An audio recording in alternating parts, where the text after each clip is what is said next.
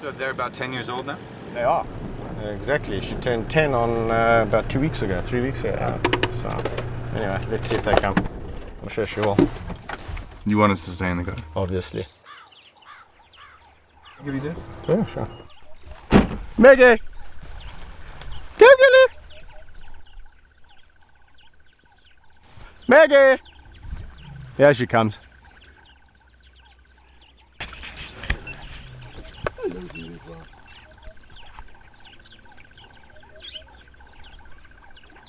How you want, sweetie pie? Slowly, slowly, slowly! Oh wow! Where have you been? Where have you been?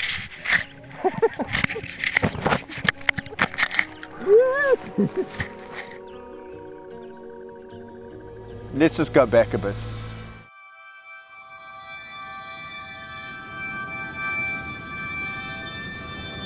I lie down there next to them and I just think, you're just so beautiful. What would I do to make you better? I can't. As a kid, I could really only remember lions in storybooks. I would always imagine, lions to be wandering the plains of Africa and, exactly where, what you doing? Exactly where they should be. Oh.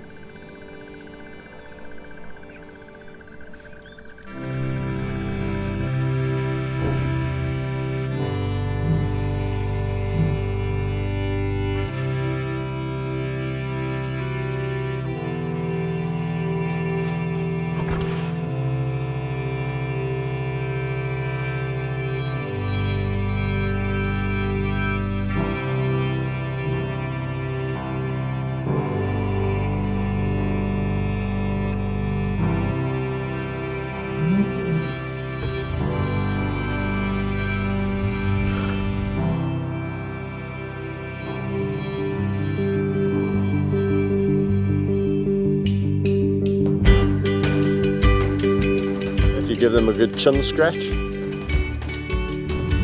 They're very happy, content cats.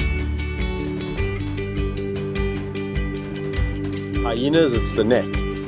So if you scratch a hyena's neck, they really love it. What do you say about that? People around the world still think that Africa is this place teeming with game. Iconic archetypal Africa. Sure. And it just doesn't happen. When a species disappears from a habitat, one's got to look at why. Talk about any species, you've got the same dilemma. Habitat loss. Habitat, habitat, habitat. Even reserves like this, the area is not big enough. You could drive for days, nothing. They're all gone. Not a single animal. Wow. For miles. What I have been able to do with my unique relationships is capture people's attention. It's about trying to see numbers in the wild increase and trying to figure out how we're going to achieve that. Just ignore her, she's fine. If we Googled your name right now, what would come up? The Lion Whisperer would come up, and there'd be more than likely several pictures of me doing pretty much there'd be several pictures of me pretty much doing what I'm doing now. Do you see yourself as a lion whisperer? There's a phrase that people coined because of the relationships that I have, the ability to interact with these animals without having to make them submit through fear, then yes. Here's my big boy. Here's my big boy. Hello, here's my big boy. Hello, my big boy. Oh, that's nice. Hey. What have you guys been doing? Where are you going? You must be nice. To pinpoint what I specifically like about a lion is extremely difficult. There's something about the black on the back of the ears. It's very soft fur, completely different to the rest of the body. Oh la la ma. Oh, they're so nice. Me, where do I fit in the pride? I'm just another member of this group.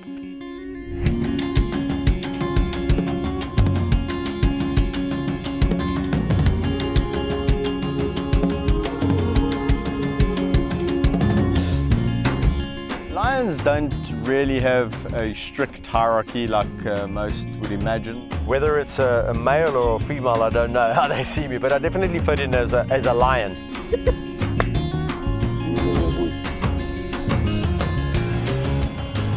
I know each individual quite intensively. That's my job, to get to know each character and to get to bond and relate to certain characters. Obviously, like people, you're going to relate to certain individuals better than others. The other one's got the camera.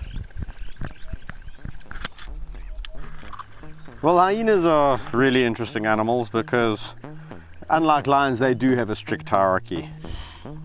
Completely misunderstood, where everyone thinks that they are just smelly, rotten scoundrels and scavengers.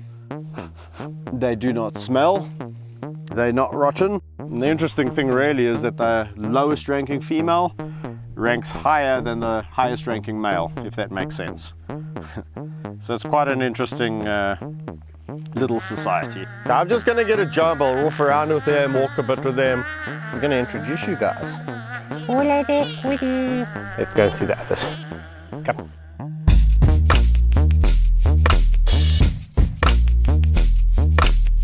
Let's introduce Monty, the human trapped in hyena clothing. He's moved up the rankings now. He's probably the highest ranking male, and he has a lovely personality. This is Woody, and Woody is the second highest ranking female. She's below Gina, the one chomping over there who won't give me the GoPro back. Gina is the matriarch and is a gorgeous girl, a loving matriarch in the way that she rules this clan.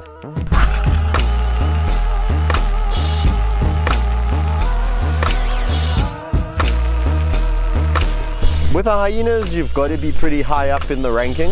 With some clans, I found in the past that I'm right up there, literally on a par with the matriarch. And then in other clans, I scratch my head. No, Gina. Having worked with them for about 13 years, I'm only beginning to scratch the surface. The lions would kill me if they heard me say this, but for survival, I would rather be a hyena.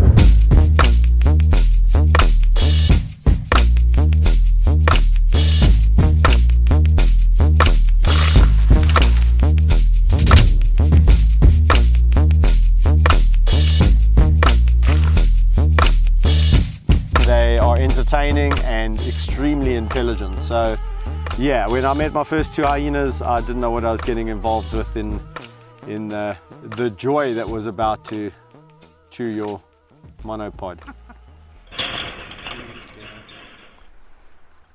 I'm gonna try and see if I can conjure. Where's Woody? Oh yeah, they are. They're hiding behind this bush, huh? Keeping an eye on us. Why are you two being so naughty? Oh yeah, my gully. They're almost like saying, you should be here. 1, 2, 3.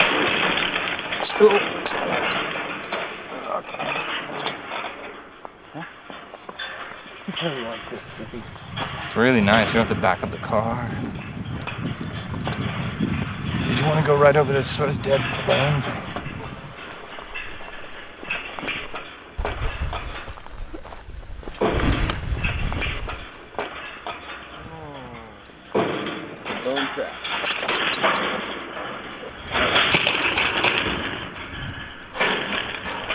How about their personalities? Like they have such a cartoonish like face and character. So people generally see a friendly side and they go, ah, and it lulls people into this false sense of security.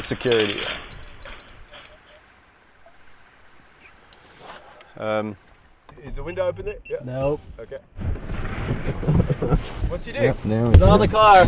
I opened the stand over here. What you doing, boy? Hey, you better quit laughing out there, Kevin. Oh man, here we go. He smells your fear, man. Okay. Oh, He broke it. It's okay. So you can try to pull it out. Are you still chasing us? I don't think so. We don't really have many places to go. He's running now. No, go. Okay.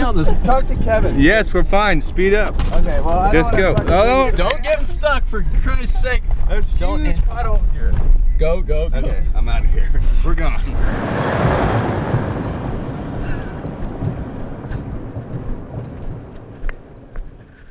The interactions have always been boisterous. They've never bitten.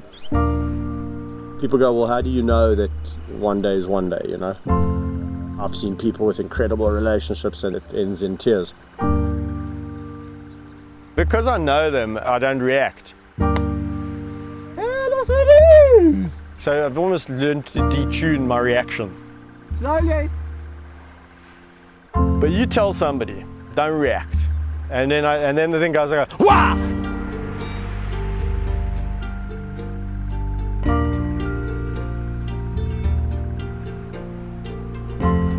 Meg and Amy, since the day, you know, literally they opened their eyes, they were jumping on me.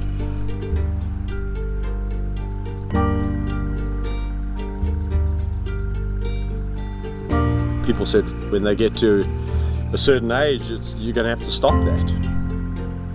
You know, they just got bigger and bigger and bigger.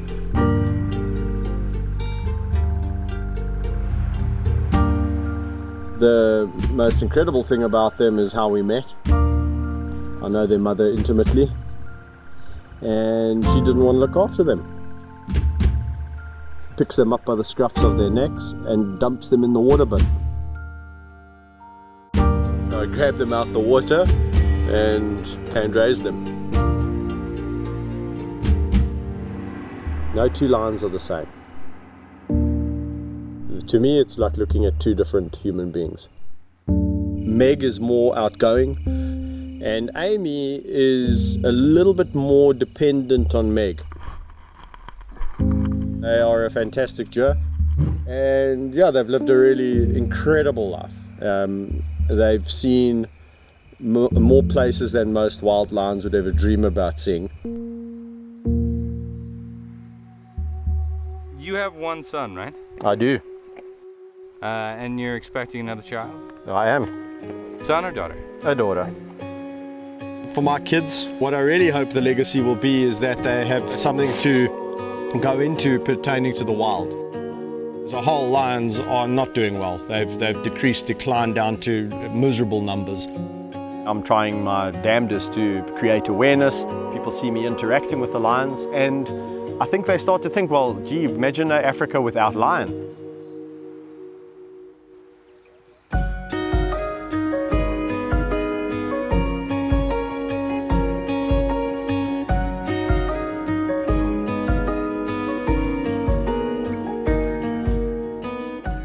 If we carry on along the same path, we will not see lions in 20 years.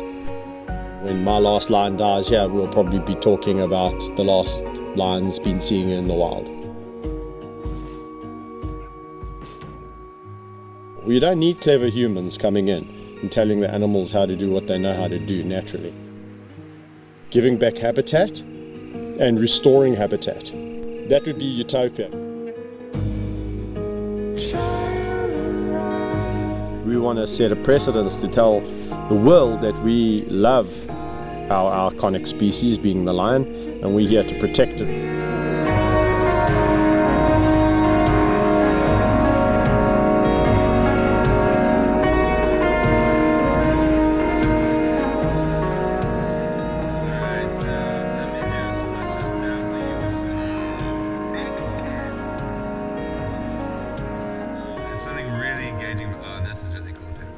You kind of do this move right here.